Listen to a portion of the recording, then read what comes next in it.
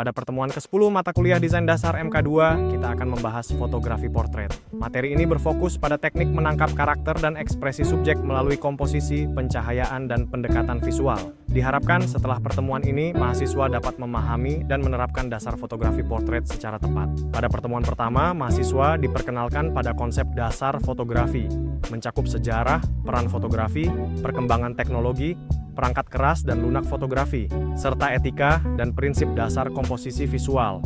Materi ini menjadi landasan awal untuk memahami fotografi secara teknis dan estetis. Memasuki pertemuan kedua, fokus pembelajaran diarahkan pada pengaturan kamera dan teknik dasar fotografi. Mahasiswa akan mempelajari pengaturan utama kamera, yaitu ISO, aperture, dan shutter speed, serta bagaimana ketiganya saling berkaitan dalam menentukan hasil foto. Selain itu, akan dibahas teknik dasar fotografi seperti komposisi, framing, dan pengaturan gambar secara efektif. Pada sesi praktikum, mahasiswa akan langsung mempraktikkan pengaturan kamera dalam berbagai kondisi pencahayaan untuk memperkuat pemahaman secara teknis dan aplikatif.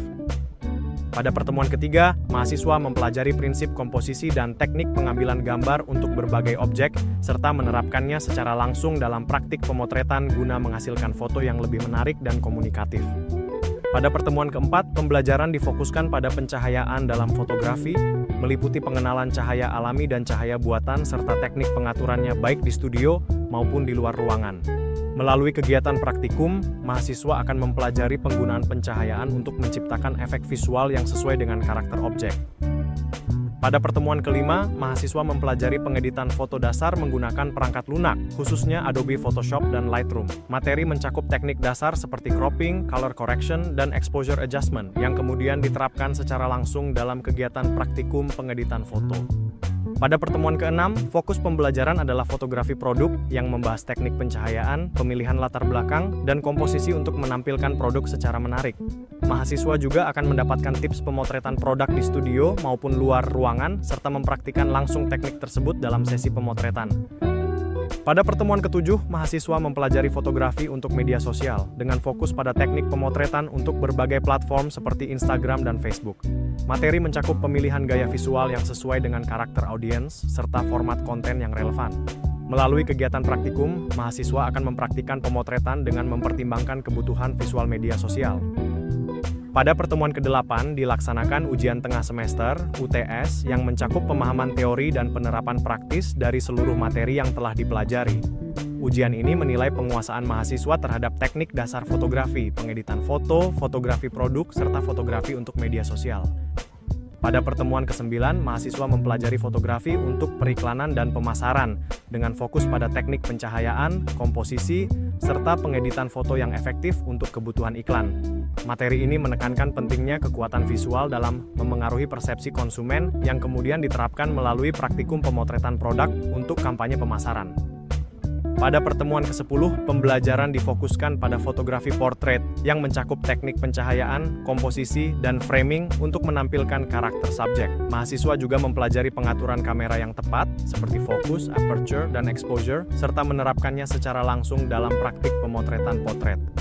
Pada pertemuan ke-11, mahasiswa mempelajari fotografi event dan dokumentasi, termasuk teknik pemotretan untuk acara yang bersifat dinamis, serta prinsip fotografi jurnalistik dalam menangkap momen yang bernilai dokumentasi dan berita. Materi ini diperkuat melalui praktikum pemotretan acara dan momen penting.